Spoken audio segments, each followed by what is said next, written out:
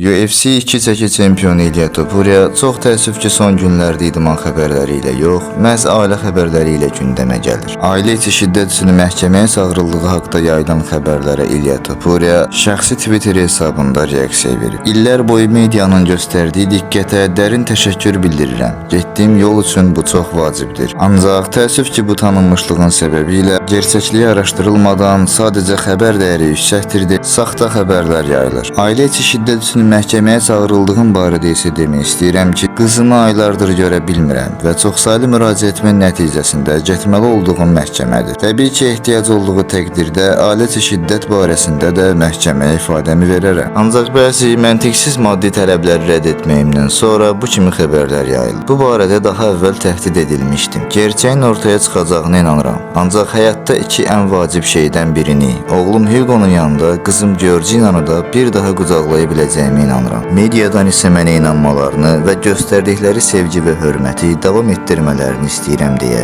İlya Topuria bildirib.